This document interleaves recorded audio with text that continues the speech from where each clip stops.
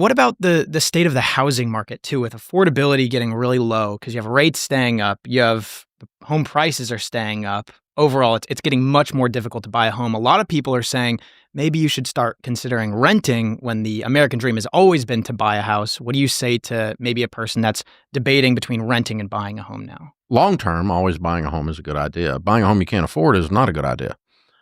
So if the affordability issues are affecting you as a person, then obviously you need to sideline until you can get your situation straightened out. Here's what's interesting about that discussion is it applies to some people and it doesn't apply to others. You talk to I talked to a kid the other day who just came out a 4-year degree in supply chain, brand new college graduate, making 140 right out the gate. He's not worried about affordability in Nashville, Tennessee. He can do it. He's freaking 23 years old. I mean, come on. Yeah, He's not. What got did he that graduate issue. with? What was his major in? Supply chain. Okay. Supply chain. Logistics. So, yeah, I mean, killed it. It's a great degree field. And, you talk to another person who's, I talked to a lady the other day who just finished up her stuff in cybersecurity. She's making $400K. She's not worried about, so she's not having this discussion. But it's people who are stuck in their careers and they're not advancing their incomes faster than the house prices or the interest rates are advancing, the cost or affordability issues. And so then they start to read the news and they start to read the wealth equality stuff. And they're like, oh, well, life's unfair. I can't buy right now. There's been times in my life I couldn't buy. But just because they could buy, does that mean that they should? Because just from what I'm seeing, this is the first time I've ever seen the housing market where, to me even, it makes more sense to rent. And I'm looking at properties, and I've been looking at properties daily for years throughout LA, California, Vegas, and I'm looking at the rent to sale ratio. And throughout most of these areas, you could rent for half the price it would cost you to buy it. And when I'm looking at the interest rates and the property taxes and the insurance, I would rather just rent. It might be the case for a year. Or it might be a case for 2 years. I don't know. I got my real estate license in 1978. We've had that discussion before. So I've watched this a long, long time. And the thing I know is if I'm talking to a 40-year-old and they never buy a house, the 80-year-old version of them is going to be really pissed. Because their cost of housing over that 40 years, 100% chance it's going up. 100% But what chance. if they're diligently investing? Because you've seen these statistics before where if you had put your down payment in the S&P at the same time as buying a house, the S&P investment would have outpaced it by double. And that was from the 80s through today. Except that the largest line item in your personal income budget for the typical American is housing. Mm-hmm.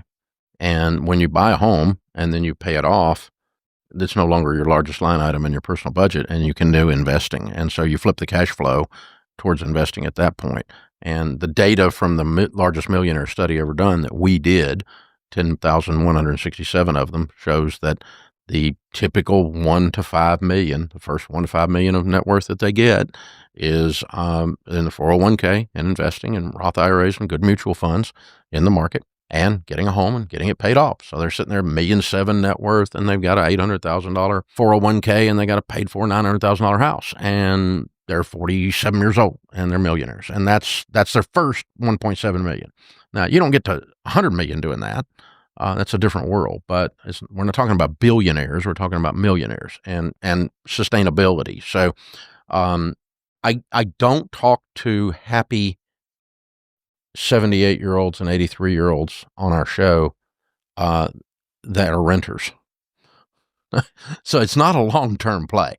But on the short term, is there times the market is dipsy doodle and you got this hydrocline, so to speak, where it's flipped and the cold water's on top and the hot water's on the bottom? Yeah, that could happen.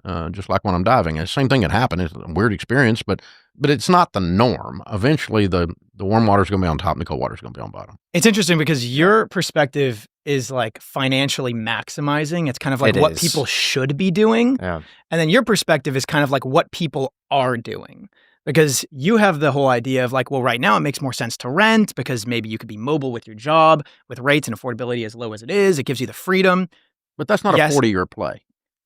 That's true. I mean, it depends. That's a 40-month play. If you're reassessing all of the time and you're financially maximizing, that makes sense. Same thing goes for credit cards, because you could still get the money back if you don't adjust your spending habits and stuff like that. And that's what people like. If you are financially maximizing and you're super in tune He with was it. doing really good for a minute, wasn't he? Whereas, hold on. Please said credit cards. Let me just specify. You actually report on what people are doing. The fact of the matter is, yes, you do have this contingent of people but I also, that maximize, but what most people. My point is not that. My point is, you don't want to compare a 5-year plan with a 40-year plan. They'll lead you to different conclusions. And to say I'm going to rent for 40 years would be ludicrous based on historical data. Are there moments in time where a 4 or 5-year plan that what Graham's saying, I don't doubt what you're saying a bit. I think that's probably accurate numbers. But it's not a 40-year plan. Mm-hmm. And so right now, if you're in a moment where you need the flexibility and you're in and out, and you're sitting in LA with as your example was, and you can rent for half of what you can buy. If that's the case, I haven't looked at the numbers, but I don't doubt. Yeah. Okay, I don't doubt your numbers. So I mean, if that's the case, then yeah, for now, but don't make that your long-term game plan. I would agree with that. Really, it was up until 2021 I was a huge proponent of buying a house. 2022, I saw things starting to flip, where I noticed rents just getting way too cheap for what they were. Mm-hmm. So now I'm in a very much like, I wouldn't buy something Mm-hmm. right now. I would rent. Mm-hmm. But prior to 2020, I was all about buying. Mm-hmm. I thought there were great opportunities out there. You know, I just realized it's hilarious. Yeah. In 2020, I was buying my first house, and he was like, "No, Jack, don't do it." But he's telling everyone, "Oh, it's a great time to buy," and it was a good time. And now I'm buying a house because he's like, "Jack, you should get this house," and he's telling everyone, "No, it's not the right time to buy." That is like Jack is the exception. In 2020, Jack's income was skyrocketing. In 2020, his income was going up, and I'm like, if you wait like a few years, what you would be able to purchase would be so much different from today. That was the reason why. Yeah. He was going from not zero, but like going from 0 to 1, like very quickly. So if I'm financially obliterating myself and buying a short-term rental right now, what is your personal investing strategy for 2025? How are you allocating your money? What's your goal? I just put an LOI on a piece of commercial real estate. Oh no, we just went to contract on it. Oh, really? Yeah, Congrats. it's going through zoning, and if we get through due diligence on it, we'll start developing. What's the goal in mind with this real estate? 40 years. Yeah, it won't be for me. I'm not doing it for me. I'm doing it for my grandkids. So my son-in-law runs all our real estate, Rachel's husband, and he and I are having a blast. And he'll run it, and someday, I mean, it's a wonderful piece of property, and it's a large deal, and it'll take a decade plus to build it all the way out. Oh, And really? so, yeah, it's several pieces of, it's some retail on the front, some office in the back, and that kind of stuff. What's your hotel on it? That kind What's of your stuff. secret to getting a good deal? On that deal, that particular one, I don't know that I really got a great deal. I usually buy stuff at, south of 70% of retail appraisal. In that one, I am doing something I don't usually recommend. I'll just be authentic. On that one, I got a good price on it. It'll appraise for more than I've got it tied up for, I think. But what I'm really betting on, it's right on the edge of the growth ring. And so I'm just betting on it's a great long-term play.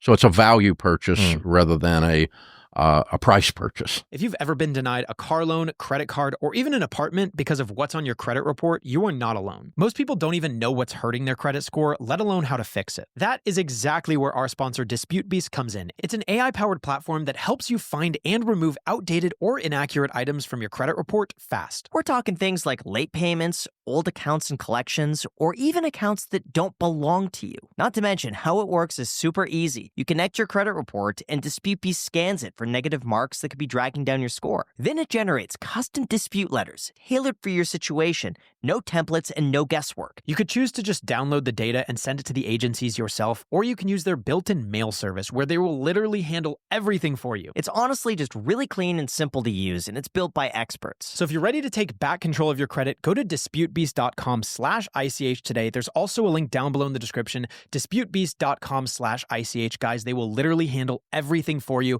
If you're dissatisfied with your credit, they will do all of the research, let you know what's going wrong, and they will fight for you. disputebeast.com/ICH. Thank you so much to Dispute Beast for sponsoring this clip.